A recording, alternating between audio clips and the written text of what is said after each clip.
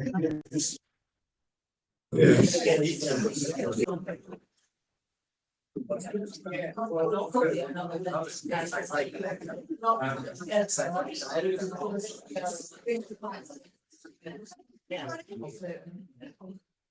thank you all for turning out on this lovely evening.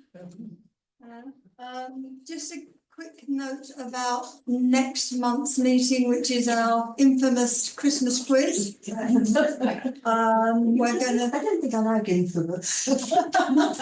It's a lovely Christmas quiz done by Margaret with Lindsay's valuable assistance. We've only got 42 places, so first come, first served. So please, when John sends out the notice, please do let him know, because otherwise you're going to be turned away at the door. Okay? But there will be wine and soft drinks and crisps and nibbles, exactly like we had last year, and it's going to be absolutely glorious. So on to this evening, and we've got Robin Ford, who, as you now know, is the manager of the Crowne Plaza, that magnificent building on the river, where in the summer months you can sit on a deck chair and watch the swans sail by. And if you're very lucky, you get an otter, which I did last time I did that, on the riverbank. Brilliant. Never seen one before. But anyway, Robin is going to talk to us about the ups and downs of hospitality and his journey. So please give him a big welcome. Are you all right with me standing here? Yeah. Wonderful. Well, thank you so much for having me, first and foremost. I am just going to give you a little insight, I suppose, into my world and what a challenging year 2024 has been. I'm sure many of you heard about the fire or seen that we had a fire, and that was just the tip of the iceberg, to be honest. We had many other challenges so far this year. So I just cannot wait to get to the 31st of December, for the year to be over and done with. So who's this guy starting at the front? I'll just tell you a little bit about me. So I was born in Solihull, but I've not lived there since I was 18. I quickly left as quickly as I could and moved to London. And we moved to Stratford, me and my family, in 2018, so just before the pandemic. My career very much started at the bottom of the ladder and worked my way up. And I have a continued passion for food. So I wanted to be a chef, and that's what I started as. So I went into the industry as a chef and very quickly realised that it wasn't for me. And the reason for that is it was very old school mentality when I started. So I worked for a 5-star hotel in the centre of Birmingham. It used to be called the St John's Swallow, I think. And magnificent hotel, very, very nice. But the kitchen and the environment there was very, very high pressure. And not a particularly nice environment for me to be in. So I did my time, did what I had to do, got my training, and then left the kitchen as quickly as I could. And then my career kind of went from there on upwards, to be honest. I got my qualifications in international hospitality management, and I suppose the rest of it was history to some extent. I've been the general manager at Crowne Plaza for just over 3 years. So took over, was it post the first lockdown or second lockdown? I can't remember. And yeah, my career has seen me work across the world. So I've been very, very fortunate that I've worked in a lot of the big cities in the UK. I've worked in Australia for a number of years. I've worked in Ireland as well. And my career has been primarily with big hotel brands. So household names that you would have heard of, such as Crowne Plaza, Hilton, Marriott. And then I've worked for some smaller privately owned hotels as well. My work has seen me travel, as I said, and relocate across the world, which has been wonderful. And I have a huge passion and enthusiasm for travel. And I think a lot of, my behaviours and the way that I lead my business has been as a result of the behaviours that I've learned from other people and the experience I've had from different cultures and those people that I've worked with. A lot of my career more recently has been within the West Midlands and in Manchester. Not sure why it was Manchester, if I'm honest, but that just seemed to be where I went to and where I stuck. My oldest 2 children were born there as well. And then, yeah, my roles, again, more latterly have been much larger than Crowne Plaza Stratford. I've done a lot of single site roles, some multi-site roles and also national roles as well, where I was responsible for a hotel group across the UK. As the children were getting older and having new children come along as well, I decided that I needed a better work-life balance, and being away from home 4 nights a week. I already lost one marriage. I wasn't going to lose a second. I needed to make a change. So yeah, we settled in Stratford in 2018. And as I say, we've been here since, and it's been a wonderful few years. And I've got to know it as my new home, I suppose. The realistic optimist, I suppose, where this come from was hospitality, as we know, is an industry that's 24/7. And I think definitely since COVID, it has become more impatient than ever. Obviously, I deal with customers every day, but the customer expectation, again, in my opinion, is very much about instant results. We're all customers, aren't we? I'm sure. Bigger, better, faster, quicker than ever before. And if you're unhappy, a lot of people threaten to go and write a review. They go to social media. It's instantaneous. You know, if somebody didn't like this evening, you can go online, you can write something immediately and the whole world can see it. So you've got to be pretty resilient. And mindset and growth mindset for me is where it all started. And you have to think differently if you want to grow and if you want to succeed. And this has been a big part of my success and the hotels that I've led, the success of those, by having that right mindset and imparting that on the team. I think if you asked me to run a marathon tomorrow, generally the answer would be no. But having that right growth mindset and being that realistic optimist would actually say, well, not yet. I could run a marathon, but not yet, rather than saying no. And equally pushing the boundaries and ensuring that we don't just settle for the easy option and that we keep doing more, if possible, has very much led to the success of my business in the 3 years that I've been there, and I'll come on to some of that growth in a moment. But it's very much the ethos that we talk about when we're training our teams and we're coaching our teams to make sure that they're ready for success and they're ready for growth as well.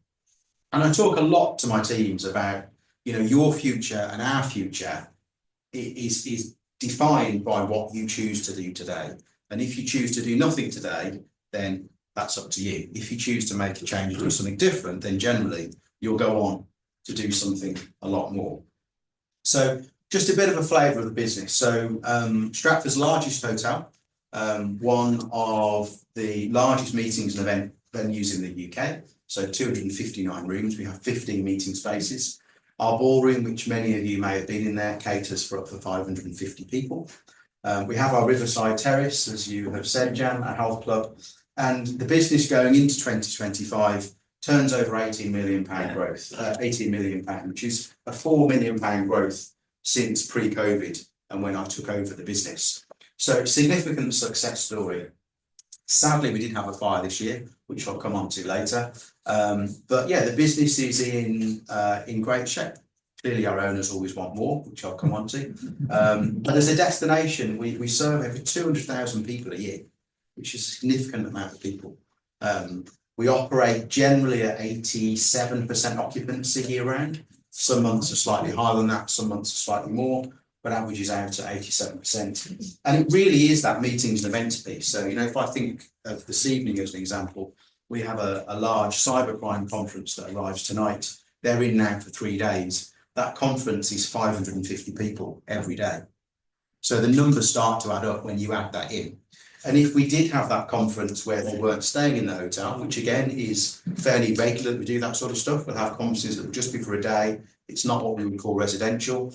Once you add the 259 bedrooms on top as well, when sometimes there'll be 2 people in those rooms, we can have, you know, 12, 13, 1,400 people in the hotel at any one time.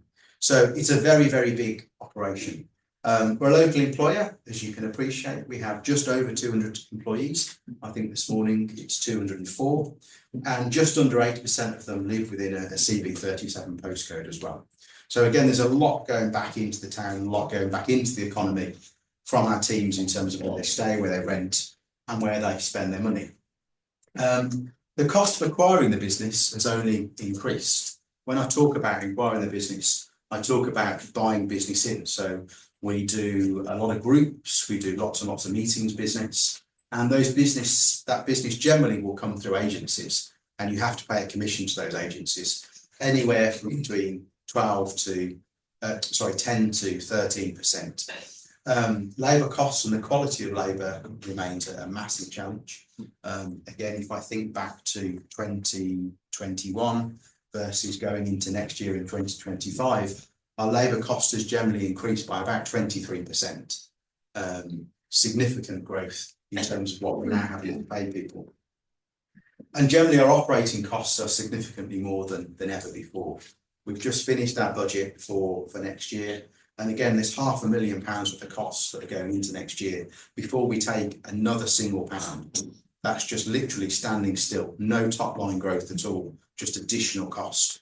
A lot of that is to do with national living wage changes, but again, business rates, the change that's happening, going from 75% relief to 40% relief, significant growth in terms of cost of actually running the business.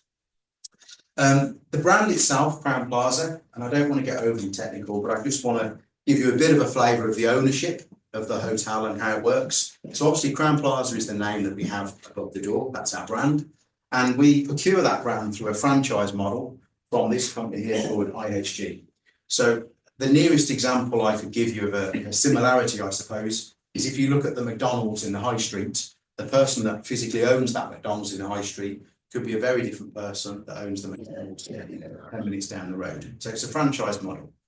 So we pay IHG around 6% of our turnover each year to have that brand above our door.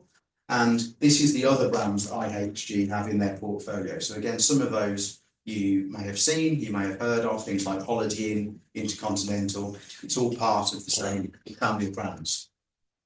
Prospercap is our ownership group. They are a fairly new business.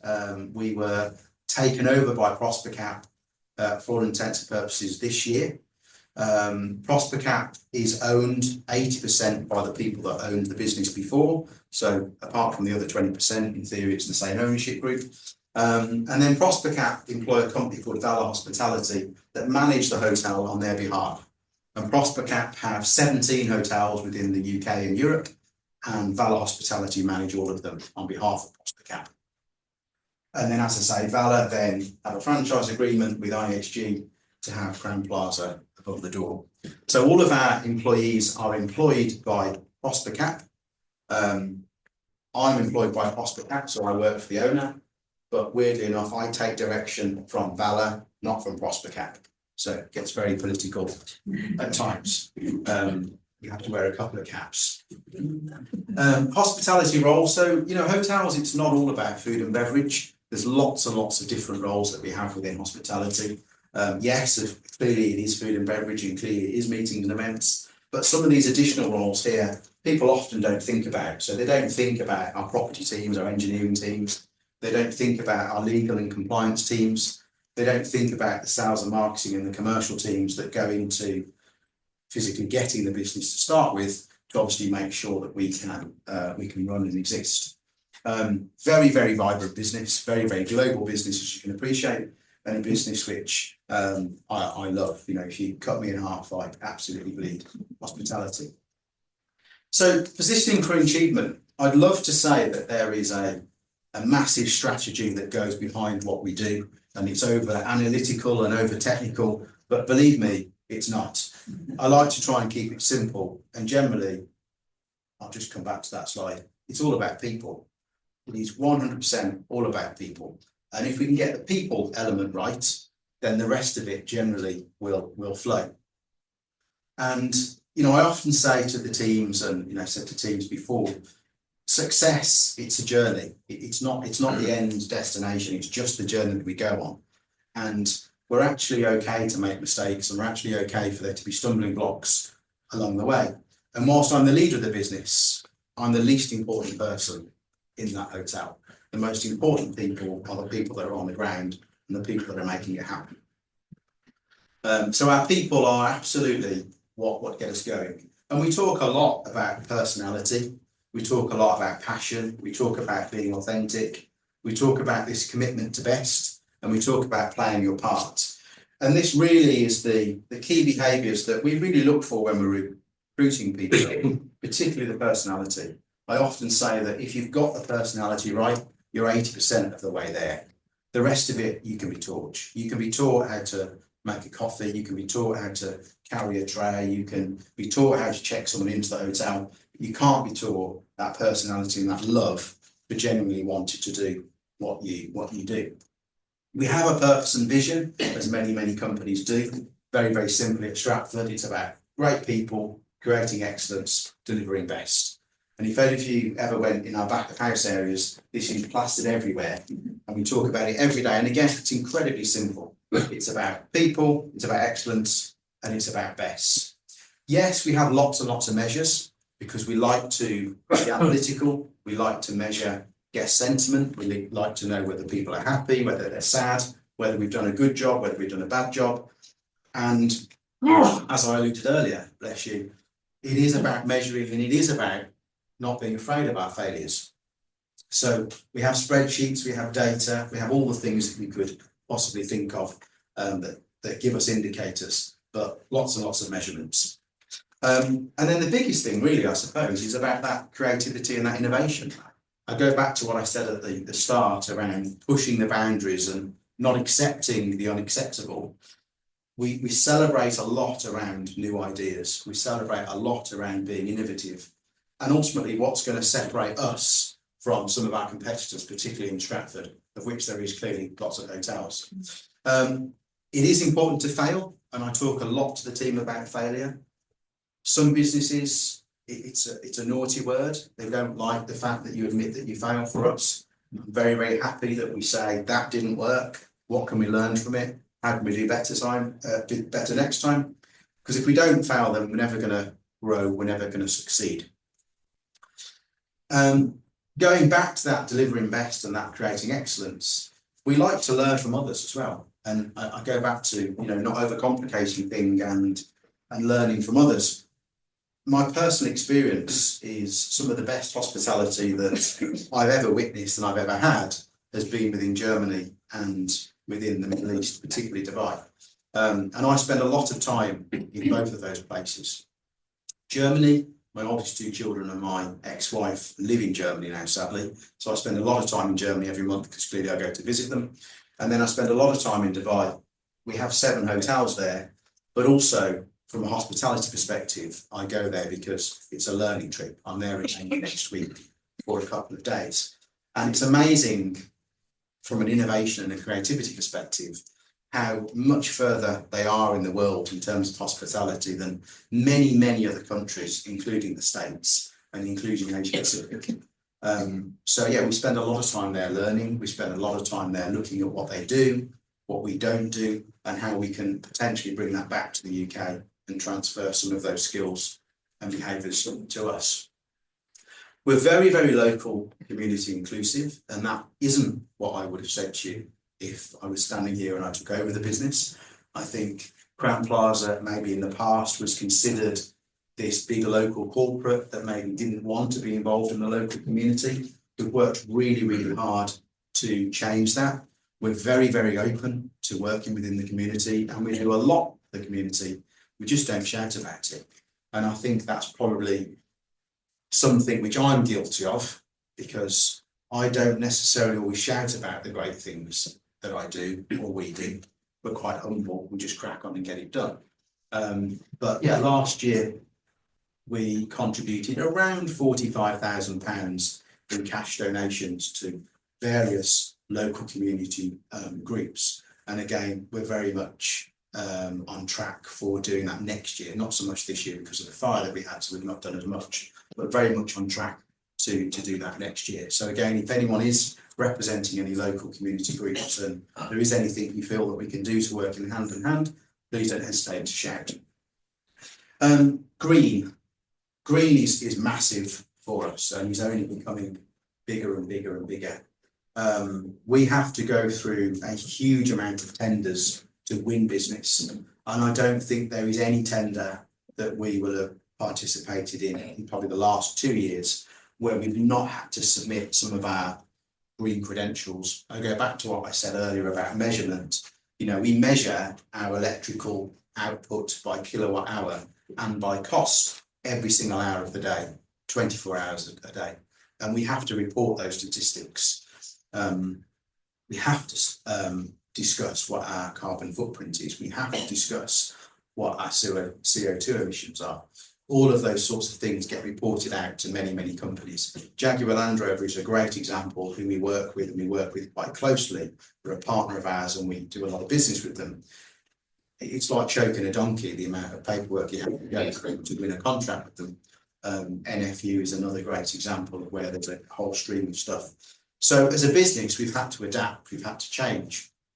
One of the, I suppose, the elephant in the room is that we have a building that's now 52 years of age.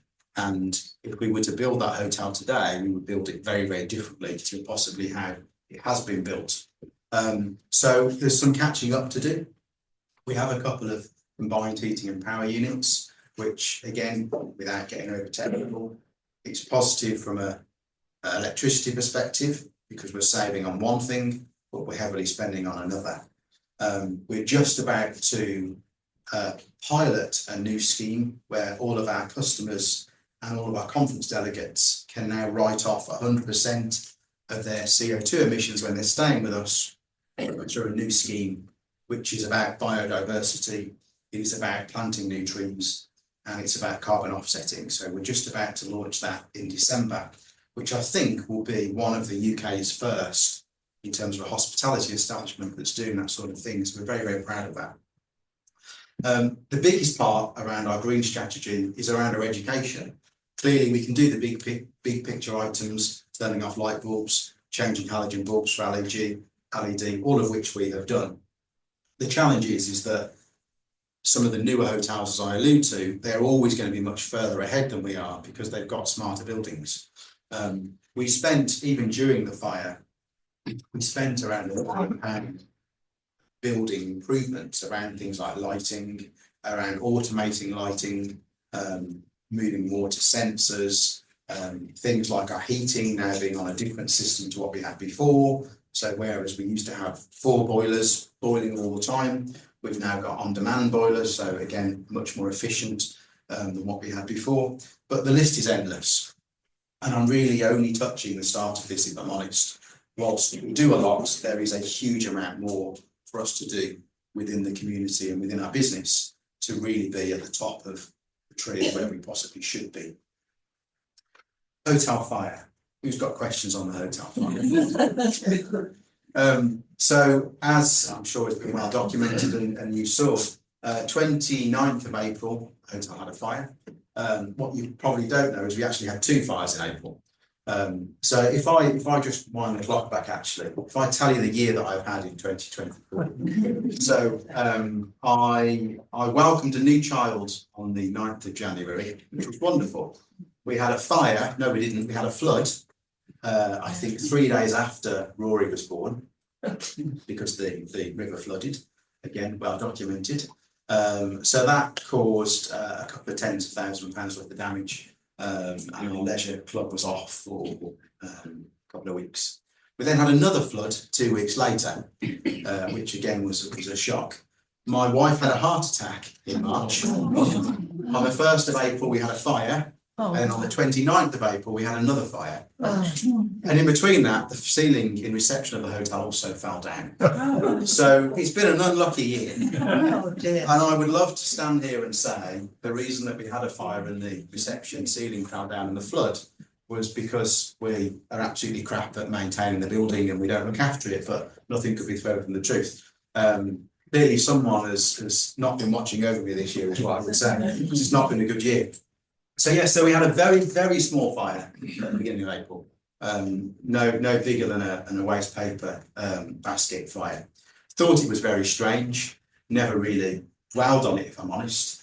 Was slightly suspicious about how it started, but you move on, don't you? And then, yeah, on the 29th of April, we obviously had a very, very big fire. The likely cause is arson on both occasions. So I think it's fairly well documented in the paper about the 29th being arson. I don't think anyone will ever put money on to say that it was, because I don't, from a fire brigade perspective and the police, they can't 100% say it was arson, but what they can say is there was no other factors that it couldn't have been, so it was arson as far as we're concerned. So yeah, so £11 million later, and what were we closed? 4 months? Yeah, 4 months. We're back open, which is nice to be able to say. Thankfully, everyone got out of the building, of course. The hotel was full that evening. We were full with a 2-day conference. If there was any consolation, is what I would say, is the conference, all the people that were attending the conference, it was all single occupancy. So generally, our hotel will have between 460 and 600 people sleeping in it most nights. On that particular night, because all of the rooms were only single occupancy, there's only one person in each room, we only had, I think it was 269 people in the hotel, so a couple of rooms had 2 people in. So the evacuation and the elements, I suppose, that then followed were significantly quicker than what it would have been if we'd had 500-600 people in the hotel. So yeah, thankfully, everything that we rehearse and we train worked the way that it should have done. There is always lessons to be learned, of course. So one of the biggest lessons that we found was we have 2 reciprocal agreements with 2 establishments in Stratford, which is around crisis planning. I won't tell you what they are because it's unfair, but both of them fell short on the night, so neither fulfilled their duty on the night. So that was an issue, clearly, because our fallback position is to evacuate the customers to another hotel. That hotel refused to help. And then the other position, which is a much larger venue in Stratford, is to vacate people to there. And that's not just for my hotel, that's for many establishments in Stratford. And the person that should have taken that phone home with them to answer that call didn't. So no one, including the fire brigade, could get hold of that venue.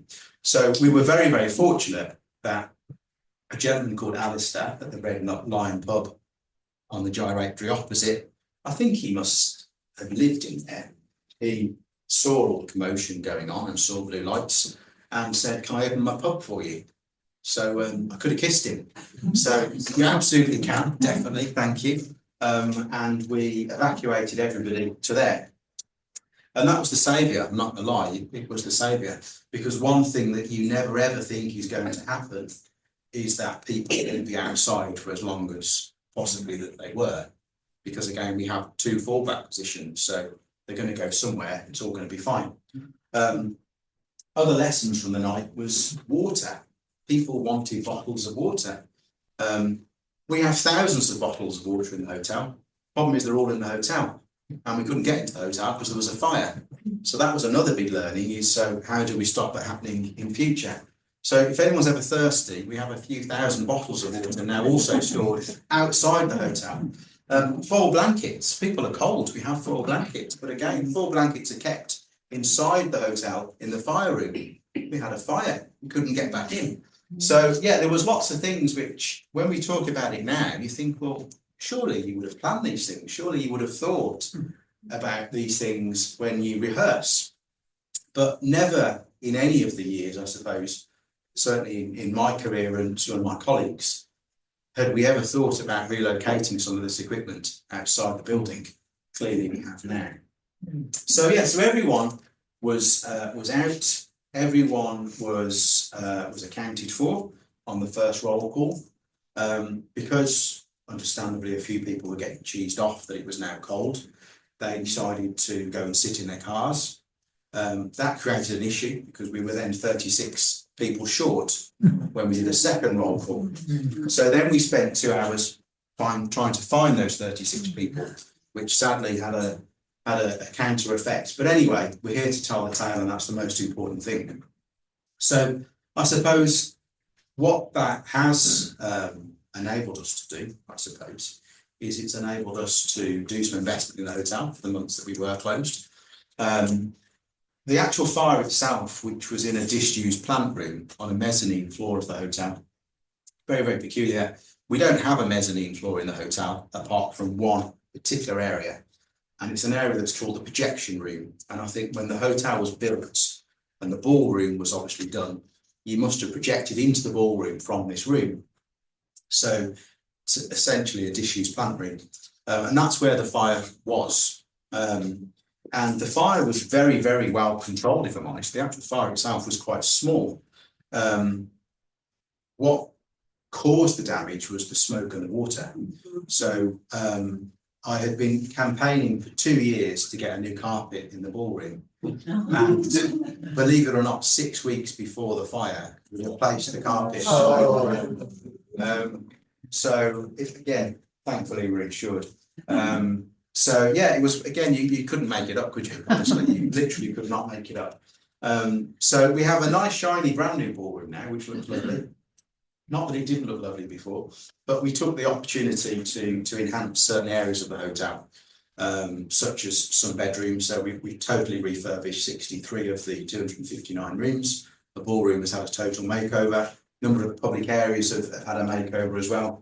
And then the function room, if anyone's familiar with the hotel, the function room, which is at the end of the hotel, which I think used to be a bar or a pub back in the day, called the Seymour Suite now. That will not be back until March, but that was planned anyway. So yeah, the bulk of the damage was smoke and water related. So we took 13,000 litres of water out of just the first section of the ballroom alone in the 2 days after. And the one thing, again, lessons to be learned, the one thing that alarmed me, I suppose, I was relatively being the optimist. I saw, we're going to sort this, it's fine. Bedrooms are fine. Looking at the first glance of the hotel, everything is okay. We will partition off this section, which is where the fire was. We'll lose those meeting rooms, but we can continue to trade. Probably after a week, it's all fine.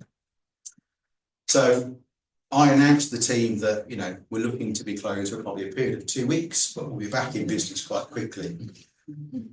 What we didn't realise until we started to treat walls and we started to put this, it's like a protective lacquer that you put on things to kind of clean and seal in smoke, was that the smoke actually was behind the walls. That was the damage. So the smoke gets behind the plasterboard.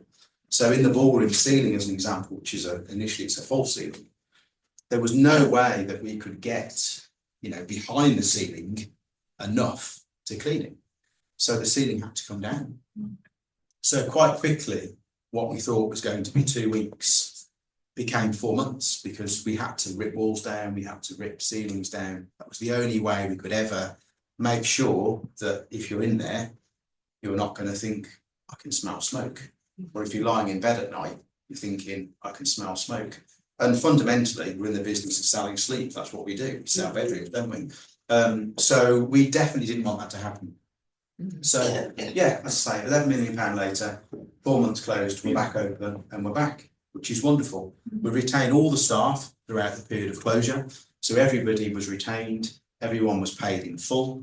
That was one of the things that was the most important thing for me, is that everyone kept their job and everybody had a job, and that we kept everyone, because it's very difficult to attract great people to start with. And the last thing that I wanted is that we lost people, because truthfully, we would never get them back. We're all crying out for people sometimes. So, if I lost staff to here, this hotel would be overjoyed and they'd swallow them up. They'd never come back to me. So yeah, we retained everybody. We had about 30 vacancies in the hotel anyway at the point of the fire. So we obviously didn't recruit for those until we were getting closer to opening. But yeah, as I say, in line with that growth, £18 million, we have never had 204 employees before. So we're very, very much in a great position. And the business is booming, really, and our outlook certainly for 2025. And I can never tell you what the road is going to look like in 2025, because I didn't know what it was going to look like this year. Look how it's turned out. But I am very confident to say that, business, certainly within the meetings and event sector, is incredibly buoyant, and people want to come to Stratford for a whole raft of reasons. I always say there's a lot more to Stratford than Shakespeare, and there definitely is. And it's a real success story and a positive story, as far as I'm concerned. I just think that we're going to be in for a very tough year next year. in terms of that profitability, because I can see those costs that are obviously mounting on us already. Okay, so that's a very quick flavour of the year that we've had, and the challenges, I suppose, that come with running a hotel in the modern age. I'm happy to take any questions that you've got. I'm an open book. I'll be as truthful as I can. Please. Well, two things. First of all, I hope the water's okay. Yes, she's fine. Great. She's fine. Yeah, it's really peculiar. There's no treatment either. You don't have any treatment. You have a heart attack and just leave it. Yeah. Yeah. She's good though, thank you. Yes. Good. And the second question is, can you give some examples of how hospitality in Dubai is further ahead than the rest of the world? So, What do they do? I would say, from a new hotel perspective, so if you're building a new hotel, they are very, very considerate about how they design their buildings and their assets. And they 100% think about the customer and the end experience, versus what I feel we do primarily in the UK is it's about maximising the space for your money. So if you can get 290 rooms in a hotel which has got ordinarily 259 rooms, then we will, because it's about bang for your buck. Whereas in Dubai, they're very much thinking about the user experience more, and yeah, they're a very wealthy country, and I dread to think where some of the money comes from sometimes, but you know, ultimately they are exceptional in terms of hospitality. One thing that they do, and it would be an unfair comparison, and that's why I don't talk about it, is clearly we're not on a parallel in terms of rates of pay, in terms of the labour market. You know, as I say, I go there probably 4 times a year, and you know, I talk to people, and they're probably paid, I don't know, £1,000 a month, and the equivalent to some of those roles, particularly in chefs here, would probably be £3,000 a month. Yeah. So there's no comparison from that point, but because of that, they sometimes can have 2-3 times the amount of staff than we would have within the UK. That's why generally the service levels can be a lot greater. But I didn't use that because that would be an unfair comparison. For me, it is very much about the design. It's about their training. There's a lot of businesses in Dubai where you will not even touch the floor or go to talk to any customer until you have gone through 2 months of, you know, off-floor intensive training, and that's because they invest in that training, and that's a very, very difficult. It's a very difficult balance, I find, within the UK and Europe, because we don't invest in that training at all. You know, we do invest in training, don't get me wrong, but we certainly wouldn't take someone 2 months. We wouldn't say to you, you know, welcome to the team. For the next 2 months, you're fully paid. I don't want to talk to any customers. We're just going to go through an intensive training program. That's where they get it right and we get it wrong. Can I just follow that up with your comment that people come to Stratford for more than Shakespeare? Yeah. So your perspective of what they come for. Yeah. But linked to that is, are you impacted by the fact on the corner of Bridge Street, the old VHS building, is slowly rotting? Yeah. What would you put in there? That added What would I put in there? Stratford? I don't want to say the wrong thing because you might all have your own opinions. It was a right or wrong answer. So do you know what? I had a conversation with someone, I think 2 weeks ago. So what I personally think needs to happen, because I don't know who owns the building, and I've asked that question many, many times, who ultimately is the owner of the asset? I think there needs to be a bit of a community project to let's get rid of the fact that it says BHS, let's strip all that off.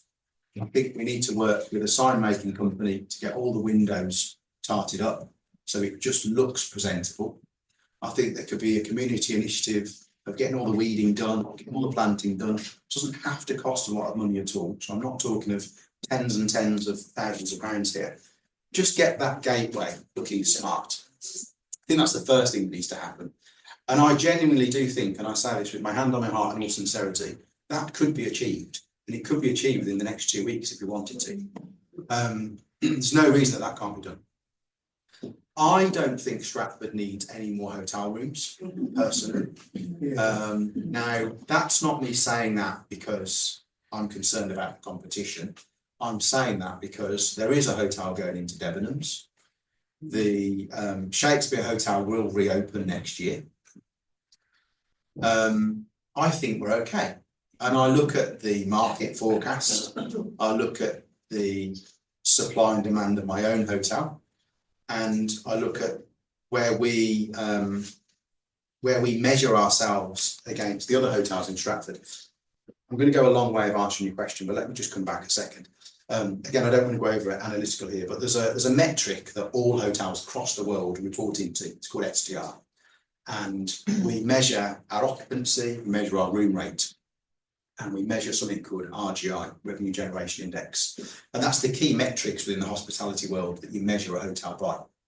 So whilst I don't know the specific occupancy of the Doubletree by Hilton tonight, I will know tomorrow the occupancy of the market, because the Doubletree fills in the same details as I fill in, and it gives me an analysis of the market. So I know from those statistics how Stratford as a town trades in terms of hotel occupancy. So there is not demand, in my opinion, for another hotel to be built.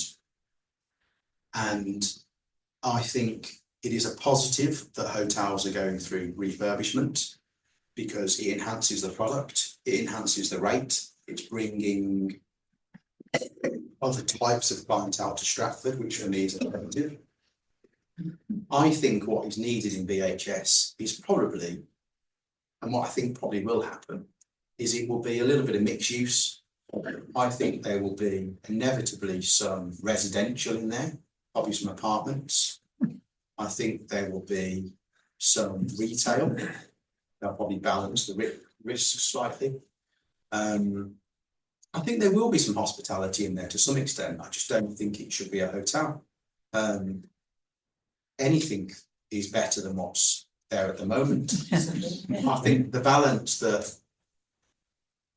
always needs to be striked is, Stratford Town and the High Street for me is a jewel in our crown, but I think rents are only going up. I think the shop fronts in some locations around town are only becoming more derelict. I think there's an increasing amount of retail from what I have seen, which don't have people in. And from talking to, talking to the bid, talking to the town trust, I think there's a number of assets where they don't want to put somebody in. They're happy to not have someone in there, for a whole range of reasons. So yeah, I think it needs to be probably some mixed use. Yeah. This is a comment, not a question. Please. But you say people are very quick to give a bad review. Yes. Well, can I give a good review? Because I've been in the gym and the leisure centre for a long, long time. And it's a really very friendly and well-run organisation. And during the fire, we could have all been forgotten, but we weren't. And it was brilliant, the way they kept in touch. We had social evenings, and it's come back now, stronger with classes. Yeah. And so, pass that praise on, because members really appreciate it. Thank you. And I think it's nice sometimes for good things to be said. Absolutely. People moaning. Yeah. And generally, we do get it right a lot of the times. It is, I go back to what I started by saying, and maybe we're all a little bit guilty of this sometimes, because I think hospitality isn't free-flowing nowadays in a lot of locations. You don't get genuine hospitality, and people are not there because they genuinely want to service you and they want you to have a great experience. It's very difficult to try and get people in the mindset to offer genuine hospitality. But certainly with the leisure club, from the date that we closed, we knew that we were going to have an issue here, because there is so much competition anyway in terms of health clubs in Stratford, and we couldn't have a bigger competitor than the club next door. It's got 4,500 members, and it's cheaper than us. But for us, it's something that's much bigger than that. It's about the family feel. It is about joining the family. It is about that social experience that you said. So I am pleased that has worked. And we spent a lot of time debating what we should do, what we shouldn't do. I was very, very nervous that I think pre-fire we had 540 members, I think. I think we're probably 460 now. Yeah, 460. We lost a number of people, which is inevitable during the period of closure. But I was very, very concerned that people like yourself that have been very loyal for a number of years, we would just lose everybody. And that would be a really, really difficult base to come back from. I don't actually think we would ever come back from it. I think if we ever got to the stage where we only had 100 members, I think we would have closed it. Yeah. I don't think it would ever reopened personally. Yeah. Can I just add to that? Because one of the things you mentioned, one of the first things that we were told by the staff there was that you laid nobody off. They were so grateful. And they were so appreciative of that. And the customers were very appreciative for them because we all like them. Yeah. And we really appreciated that. Can I then ask a question? Please. Why is it in all hotels? This is an aim Oh, to I know directly what you're you. going to say. They always have a duvet that's as thick as the mattress. Like a meringue. Do you offer? It gets too hot. I just find out. I now hotel. I always take my own duvet. It comes in bits when I'm because it's like sleeping underneath. Sort of, so what do you offer a thinner duvet Or a blanket. or a blanket? We offer blankets. Yeah, we do have blankets. I think so. So one of the things that we did during the period of closure, because again, I was very concerned about the soft furnishings, is we replaced all the beds. So every room, whether it's been refurbished or not, has had a new bed. It's had all new duvets, pillows, everything's been totally replaced. Yeah, the company that supply the royal family called Hypnos is who we went with. And despite spending £500,000 with them, you think they would have given me a bed, wouldn't you? So all of our bedding has changed. And again, we spent a lot of time, it's actually a really valid question you've asked, picking the duvets and the pillows. I think, if I'm being brutally truthful with you, it's about that comfort factor. Yeah, is what I would say. But all of our pillows, all of our duvets, they're all hollow fibres. They're not goose down or feather. Allergies play a big part of that. You shouldn't be hot. Come and stay and tell me if you're warm. I'll sort you a roommate and you let me know. You shouldn't be hot. Yeah, you shouldn't be. Unless it's a very, very thin duvet. Yeah, interesting. Yeah, there's a lot like me. Yeah, but there's a friend here just said he's the same. But the first thing I do at night when I go home is, well, when I get into bed, is I take the duvet off me as well. Yeah. It's interesting. That's just because I've learned in my years of marriage that you just don't argue with your wife. But we We've got a brilliant one. It's 4 tog his side. It's a king side. 4 tog his side, 9 tog mine. We've had it for years. Yes. Brilliant. Yeah. First thing I All do winter. is take all the pillows, the 9 pillows that are on the bed, go on the floor, which is ironic in itself. And then, yeah, take all the crap off the bed and then get it. But I don't like it. Yes, please, yes. Whoever, please. Yeah. Thanks for your talk, Robin. You're very welcome. I'm interested in carbon footprints of hotels. Yes, So, huge. yes, and I imagine all the hotels in Stratford are all saying they're very green. How do you tell the hotels which are really trying to reduce their carbon emissions as opposed to those who are just going into the greenwash? Is there a way that you would tell the difference? It's really difficult because there is, I think greenwashing is really important and that's not what we want to do. I would rather be defending why we have not done something than, bless you, just greenwashing and ticking a box, because that's what a lot of people do. There is so many elements within hospitality that are so costly and a minefield to get right. Even things like waste. You know, it took me a year to renegotiate our waste contract with our bin company to try and strike the right balance between general waste, dry mix recycling, food waste, oil waste. That's another thing we have because our deep fryers have oiling. And generally, it's like an uphill battle. You know, everything is against you at every moment, and it shouldn't be like that. What we say to our hotels is, we don't do statistics and we don't do tick boxes. So if we have a hotel that isn't as green as could be, we park that and we say, well, that's where you are. If I look at, we have a Hilton in Manchester, which I was general manager of before I came to Stratford. Much more modern building, pretty new. Its carbon footprint is minimal in comparison to Stratford. But you just take that into consideration. My view is you just have to keep going.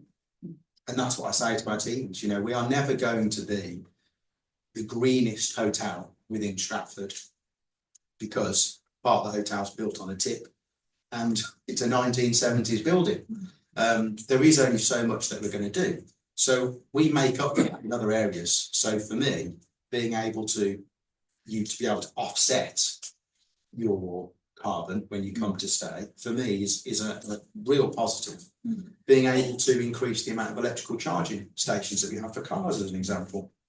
You know, whether you subscribe to the fact that an electric car is the way to go or not, you know, from a business perspective, if I think, again, I'm going off a tangent, there's a reason why Mitsubishi, really good example to give you. We did a big conference this year for Mitsubishi, and 25% of all the delegates that came to that conference, and it was a conference of 400 people, had to be able to charge their car in the car park. I argue that there's no hotel in the UK that I'm aware of that would have 100 charging points. It's unreasonable to suggest that. But that was a prerequisite that if we wanted the business, we had to be able to guarantee 100 charging points. So we had to make a very difficult decision. Did we rent in charging points that, believe it or not, you can do, which I didn't think you could, but you can. Basically a massive battery that they put in your car park and you can charge cars from. Or do we make the decision that we're not going to take the business? And I took the decision that we just weren't going to take the business. It came full circle, but they then came back to us and we got the business anyway, because I think they realised that what they were asking for was not achievable. So yeah, for me, that the investment in more charging points is something which we've debated many, many times, and we will do next year. We will have more charging points. Things like lighting, you know, when we had the fire, making sure that everything that we possibly could procure was as green and sustainable as it possibly could be.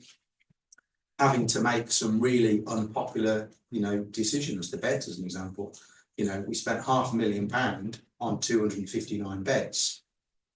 The nearest comparative was half the cost. We would have saved £250,000 by going with another provider, but they weren't sustainable. The mattresses were not filled with sustainable and recyclable materials, and I just wasn't happy that that was the right thing to do. Thankfully, the insurance company backed me on the decision, but you know, we could have gone a very different way. Does that answer your question? Yes, thanks. Was it very difficult to choose your offsetting scheme? Because they can be quite dodgy, some of them, can't they? If you want to make some money, I'd go into it, because there isn't many people that do offsetting for hotels. Yeah. I think there's only 3 companies that we came across that did it. It wasn't overly complex, no.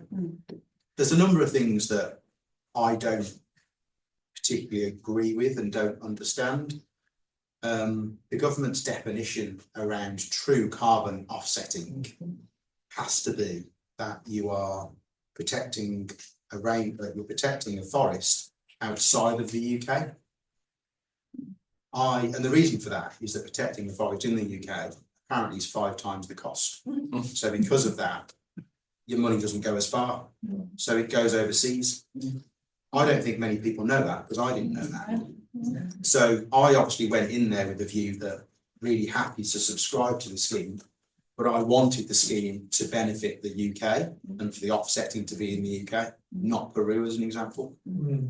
So that was a big deciding factor. And also, where does the money go? So does the money go into planting a tree and, you know, rewilding forestry and those sorts of things? And where are those forests? Or does it go into paying off a supplier so they don't cut down a rainforest? That was very, very interesting as well, because I learned that a lot of money doesn't actually go into rewilding or planting trees. It goes into paying a supplier to not do what they were going to do.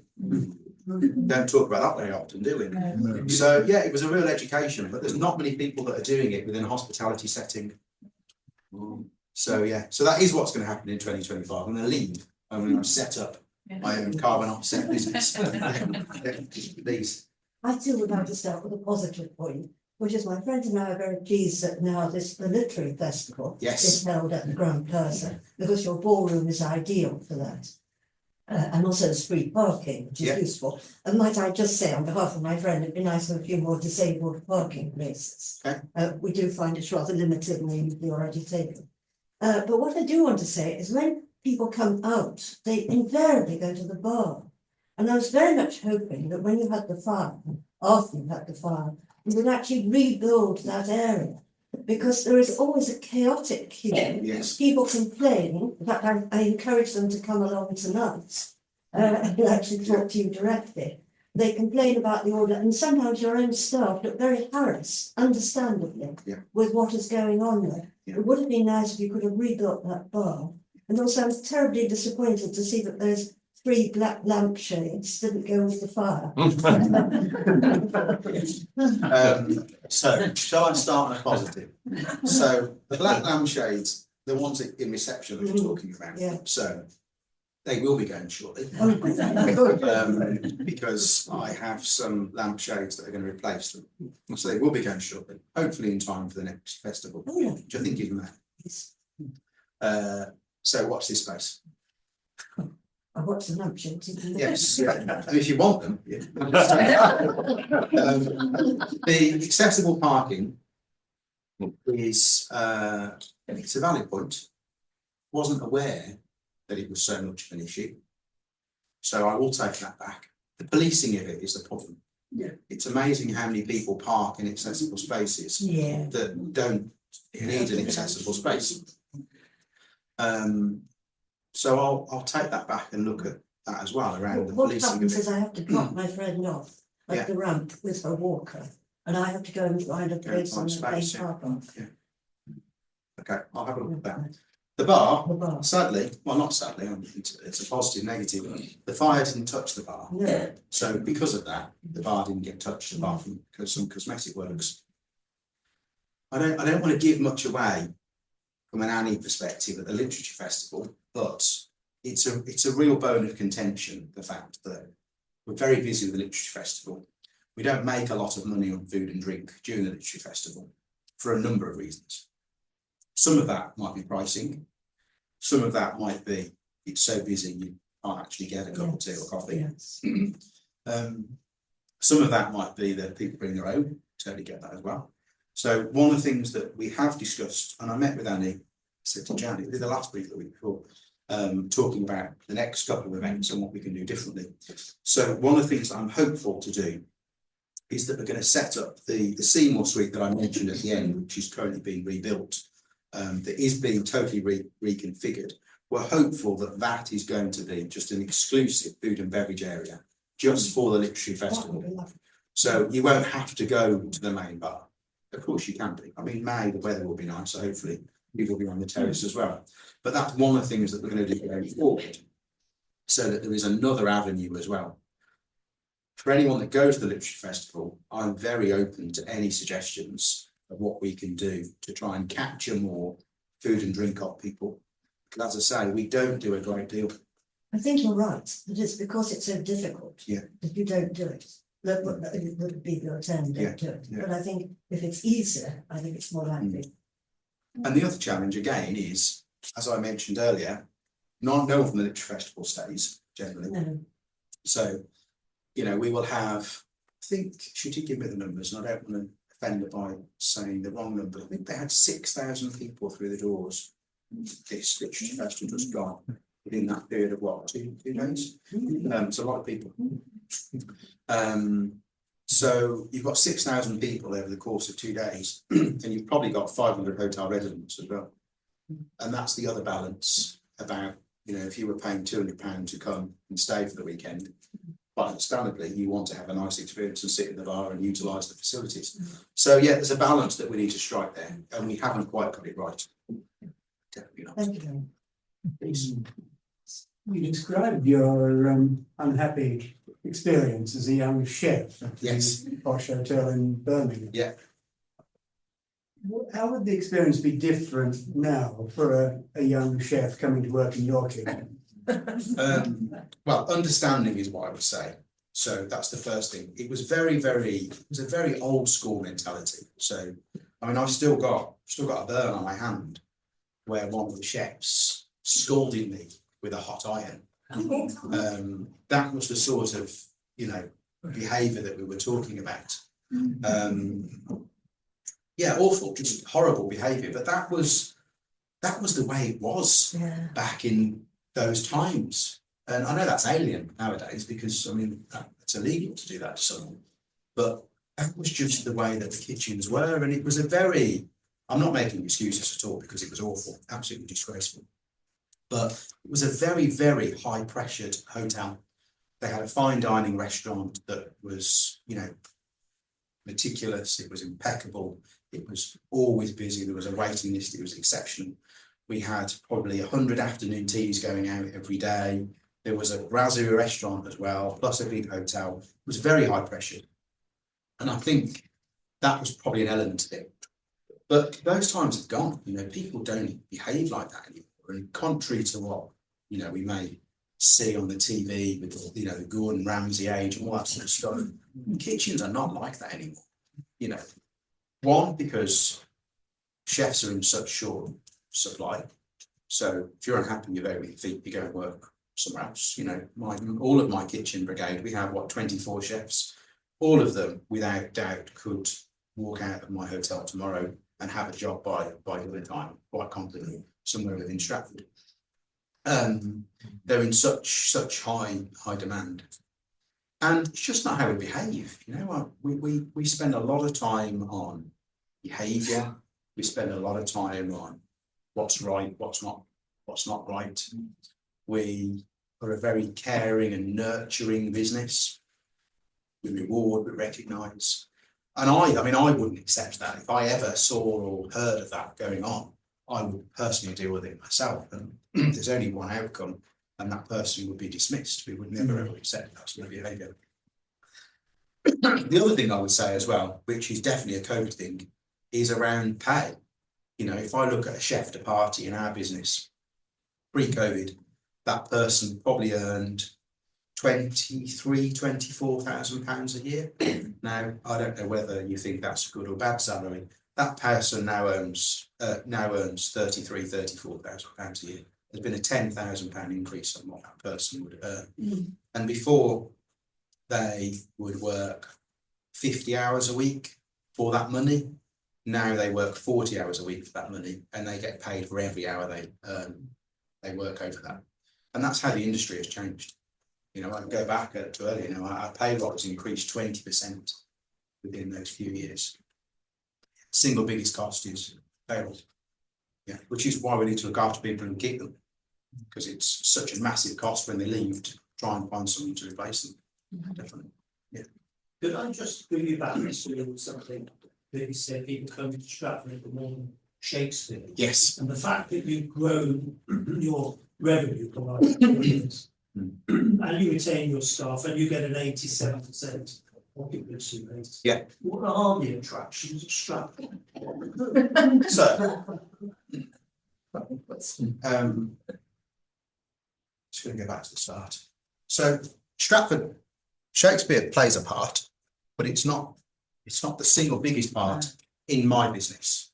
Okay, I think if I was standing here with some of my colleagues from other hotels, they may say it plays a bigger part in their business.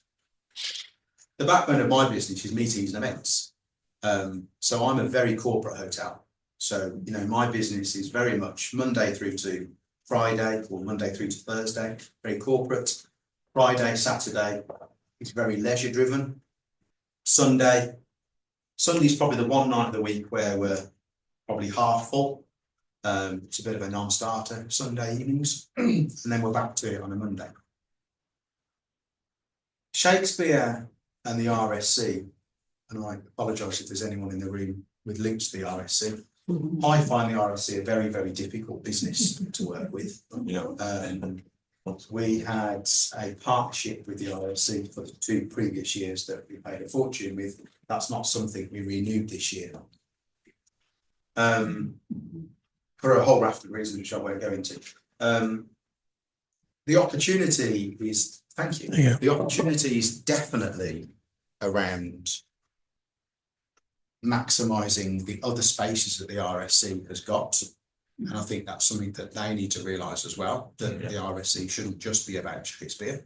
They have got amazing spaces, which when there's no performance on, are empty. I think there's a greater partnership that could be achieved there. It's amazing how much business we turn away in our ballroom because we only have 1 ballroom.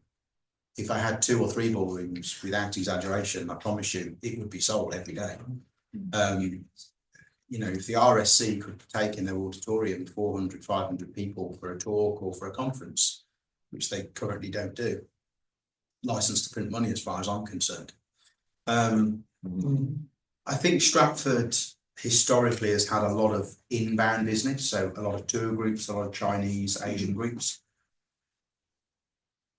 That business is massive at the moment, and we've really seen the return of China, more so China than Japan. But that business is not profitable, in my opinion.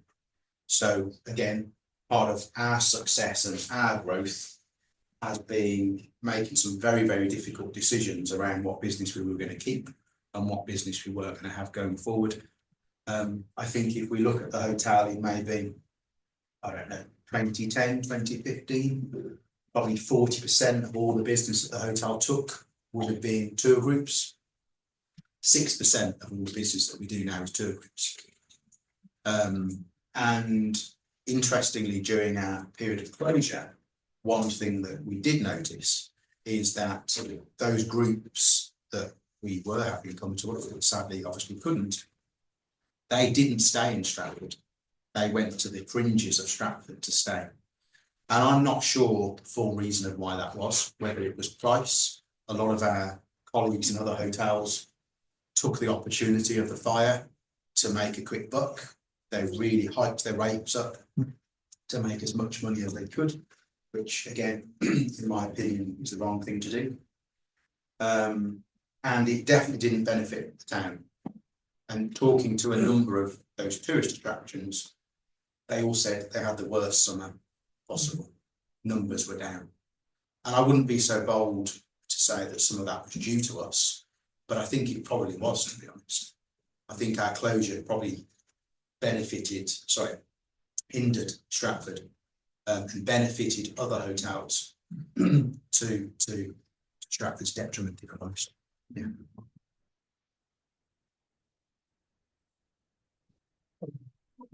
I'm tremendously interested in your statistics. Yes. About the people you employed and where they lived.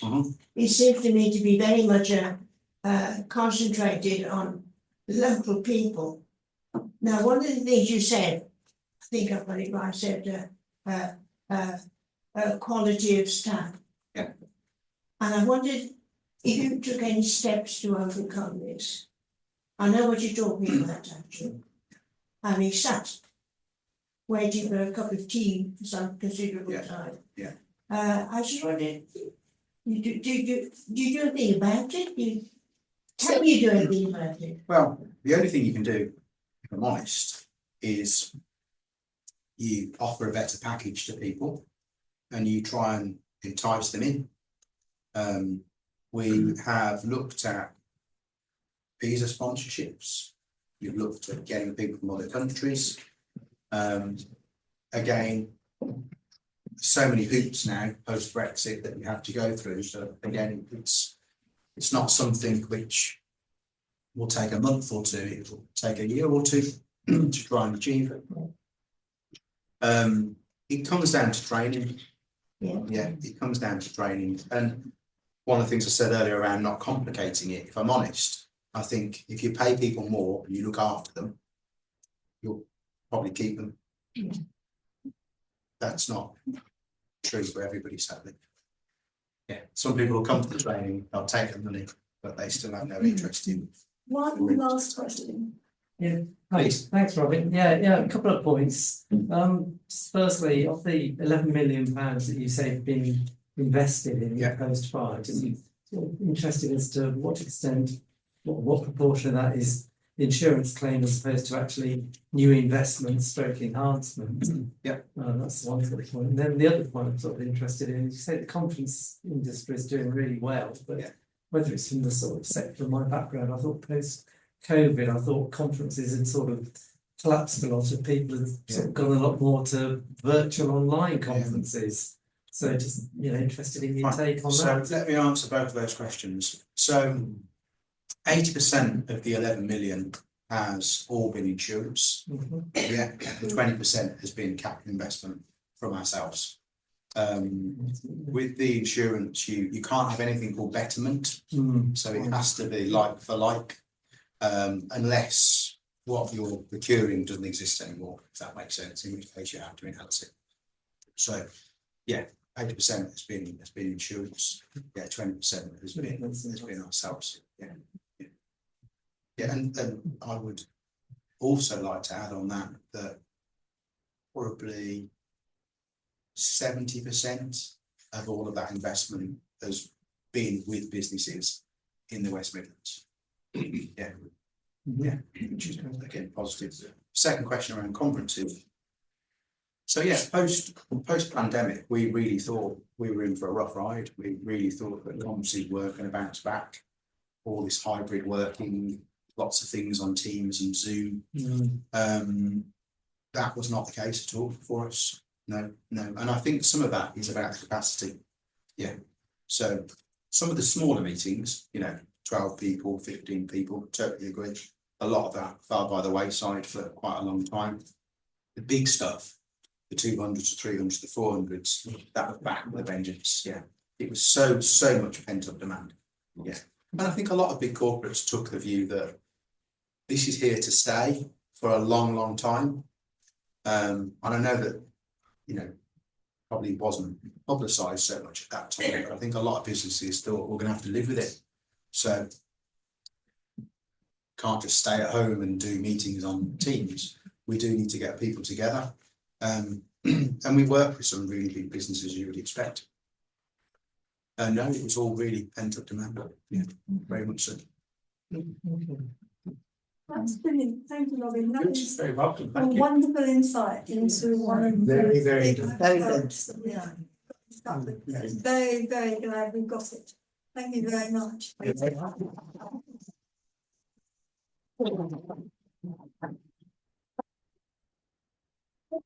to get the quiz. First one. And on your way out, do you want to look at the books? The background. Of course I have, yeah.